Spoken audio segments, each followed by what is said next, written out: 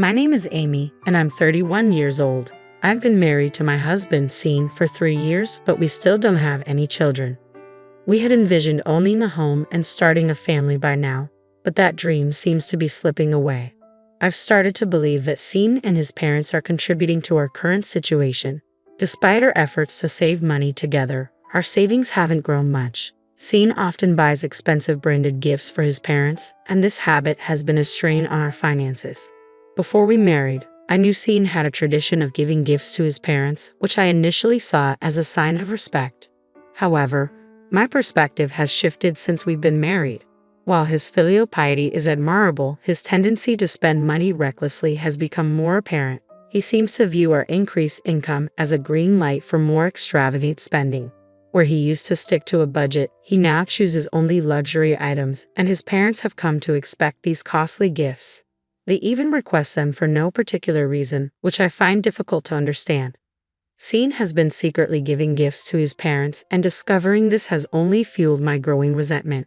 While he shows unwavering dedication to his parents, he remains indifferent to mine. When I bring up my mother's upcoming birthday, his nonchalant response only adds to my frustration. The stark contrast between the gifts he lavishes on his parents and the modest ones I can afford for mine bothers me deeply. I sometimes wish I could give my parents expensive gifts, but our finances are stretched thin due to his spending. As a result, the gifts I manage to give them are always a compromise, falling short of what I'd like to offer. Although my parents appreciate what they receive, it pains me that I can't fully celebrate their special occasions. My dissatisfaction with Scene's one-sided concern for his parents is becoming increasingly difficult to ignore.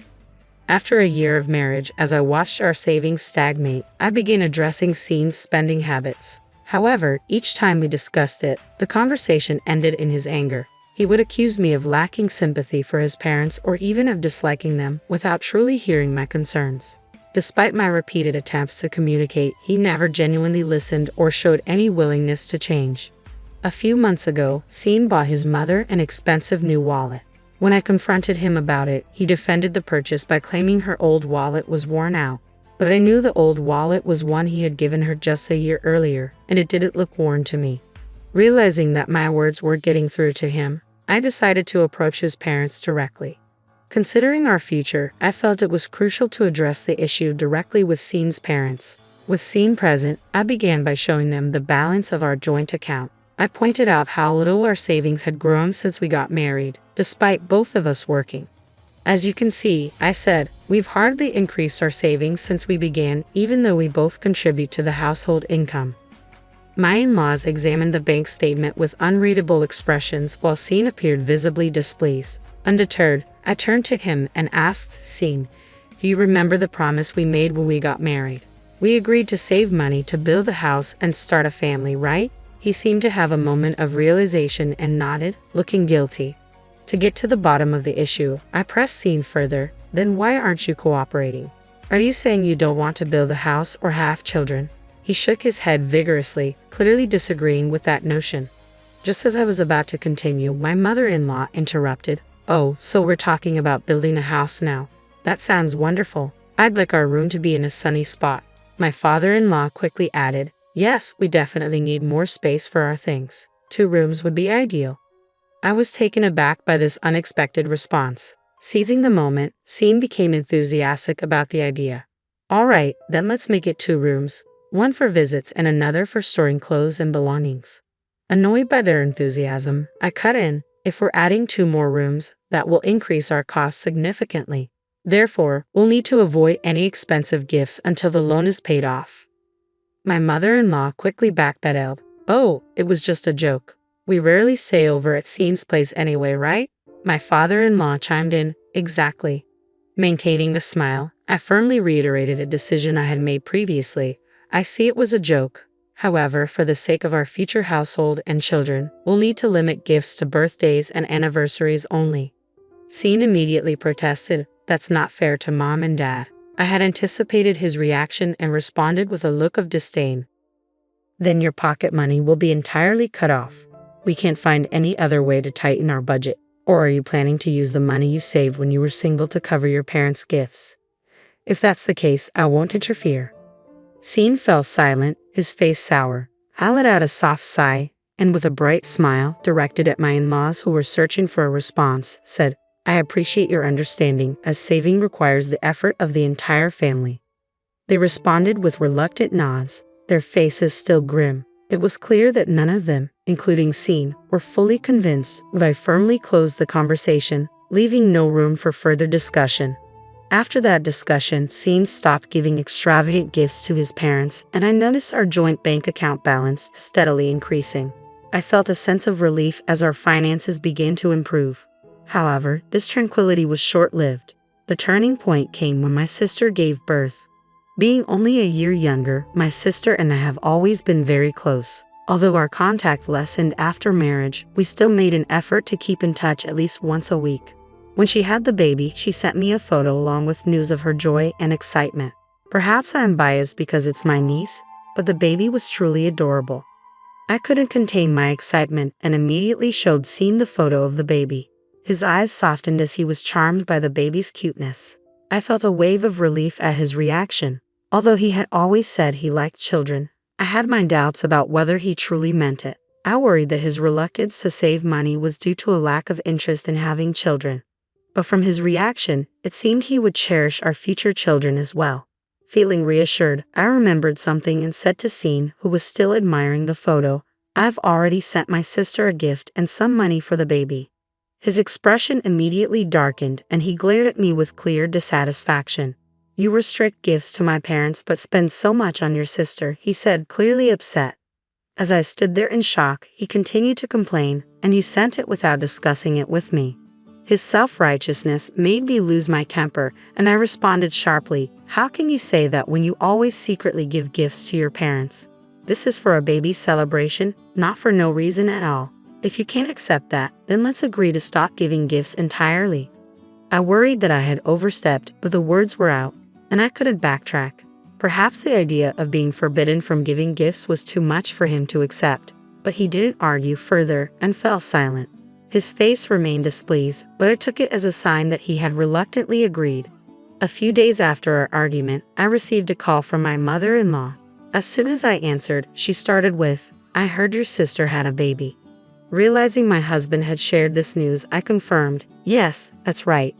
I expected her to offer congratulations or chat about the baby, but instead, she asked, "So, I heard you gave her a present. Is that true?" Taken aback by her directness, I replied, "Yes, I sent something for the baby." To my surprise, she responded cheerfully, "Well, I hope you'll have something for our anniversary next week too. I'm looking forward to it." Her request felt a bit impolite, but it was better than having Scene make an expensive purchase on his own. I agreed and ended the call. For my in-laws' anniversary, I decided to send a practical pair of glasses. I braced myself for a complaint, but none came, and time went by without incident. I had been too quick to judge my in-laws, but recent events made me realize my mistake. One day, my mother-in-law visited our home with a brand new luxury bag, beaming with delight. She admired the bag and thanked me, saying, "Thank you for the $4,000 bag." I was stunned, believing that our anniversary gift was merely a pair of glasses. I complained to Scene, "I feel awful about this." My shock left me barely able to whisper, but I chose not to address it with her at the time. She seemed oblivious to my reaction and cheerfully mentioned she was heading out to lunch with friends. After she left, I rushed to the bank. We had 3 accounts, individual accounts from before our marriage and a joint account we opened after tying the knot. The joint account showed no significant withdrawals, but checking our personal accounts revealed that $800 had been withdrawn from Scene's account and $4,000 from mine. When my husband came home, I confronted him about the missing money, but he dismissed my concerns. I thought it would be unfilial to give just glasses for the anniversary, so I used my account to cover Dad and yours to cover Mom, he explained. Seeing my anger, he grew flustered and insisted it wasn't a big deal since he hadn't touched the joint account. As I remained silent, his frustration mounted. "Why would you only get glasses for the anniversary? I went out of my way to make sure both of them were covered," he argued. Realizing the conversation was going nowhere, I grabbed the carry bag I had packed earlier and quickly left the house. I could hear him shouting behind me, but I ignored it and walked away. When I arrived at my parents' house, they greeted me at the door, clearly surprised by my sudden return. My intention to divorce left them even more shocked, as I hadn't mentioned anything about it before. It must have come as a surprise. I explained the deep differences in values and thinking between my husband, his parents, and myself, detailing the recent incident with the luxury bag. I shared how my fear of my assets being misused led me to decide on divorce. My parents listened, understood, and supported my decision. Since I had already prepared for the divorce, filing the petition and arranging for a lawyer was straightforward. Once I confirmed that the affidavit had likely reached him, my husband began trying to contact me repeatedly. His voicemails filled up with messages, which I initially listened to. However, as his messages grew increasingly angry, I stopped listening and chose not to respond. The divorce proceedings with my husband went much smoother than I had anticipated, thanks to my thorough preparations. Since we worked in different departments of the same company, news of our divorce spread quickly. Although he attempted to claim that I left of my own accord, his lies were quickly disproven. I had already informed my boss and colleagues about my intention to divorce, along with the reasons and the issues with my husband and his family. Despite any false information he might have spread, my boss and colleagues, who knew the real story, promptly refuted it. My husband only made things worse for himself by propagating falsehoods. He faced cold stares from colleagues and was pressured by his boss to resolve the matter quickly. Given his naturally timid nature, it seemed he couldn't handle the pressure. Under increasing pressure, he agreed to the divorce. Unable to handle the hostile environment at work, he resigned and moved back in with his parents. However, things didn't improve there. Rumors about him and his parents had spread beyond the office, reaching our relatives as well, thanks to a family member who worked at the company. The reception was icy.